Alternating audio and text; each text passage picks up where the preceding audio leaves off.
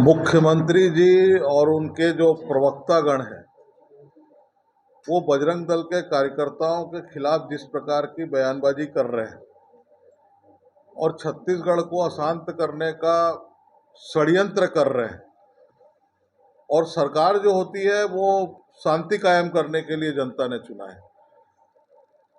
जनता ने इसलिए नहीं चुना भूपेश बघेल जी और कांग्रेस पार्टी को कि वो जो है यहाँ पे अशांति फैलाने के लिए इस प्रकार के बोल बोलना चालू करें। जो इस देश के आतंकी हैं, अपराधी हैं, ऐसे संगठनों के साथ में बजरंग दल को जोड़ने का काम जो है करना, और बजरंग दल के लोग बजरंगबली के ऊपर आस्था रखने वाले लोग हैं।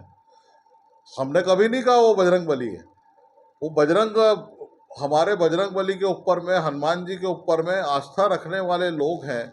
वो धर्म का प्रचार करने वाले लोग हैं। अगर कोई धर्म के खिलाफ कोई चल रहा है तो उसके खिलाफ में जो है आवाज़ उठाने वाले लोग हैं, ताकि छत्तीसगढ़ की संस्कार और संस्कृति बची रहे, हमारा सामाजिक ताना बाना खराब ना हो। इस प्रकार के पहल करने का काम करते हैं, इस प्रकार का प्रयास करते हैं। और जो छत्तीसगढ़ की संस्कार और संस्कृति बचाने के लिए अगर कोई काम कर रहा है तो उसको आतंकी शब्द कहना, मैं इसको अपराध मानता हूँ और ये पाप है ये। और ये जो है आक्रोश पैदा करने का जो है वो काम सरकार और सरकार के तंत्र के माध्यम से और उनके जनप्रतिनिधियों के माध्यम से किया जा रहा है। और आने वाले समय में अगर इसी प्रकार के बोल और भाषा कांग्रेस पार्टी और उनके नेताओं की रही तो और उसके लिए अगर कोई कदम कोई उठाएगा, या बजरंग दल कोई कदम उठाएगा, या अन्य संगठन कोई कदम उठाते हैं तो उसका जिम्मेदार सरकार होगा।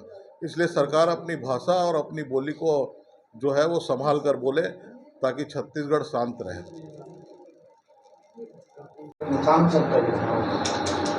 देखिए, नंद कुमार साय जी भारतीय जनता पार्टी के वरिष्ठ नेता थे, ये बात सही है, और उन्होंने परिश्रम भी किया और पार्टी ने जो है उनके परिश्रम के आधार पर लगातार जो है उनको पद भी दिया।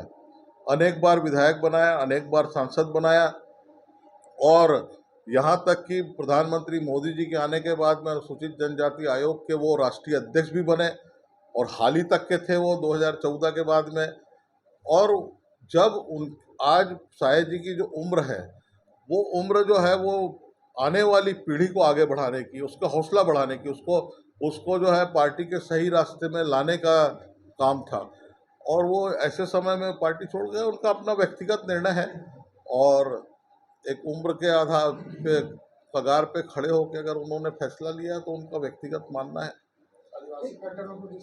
जनता पार्टी आदिवासी क्षेत्र के अंदर में सशक्त है, और कांग्रेस पार्टी ने जिस प्रकार से आदिवासियों को छलने का काम किया है, तो मैं नहीं समझता कि किसी के आने जाने से बहुत फर्क पड़ना है।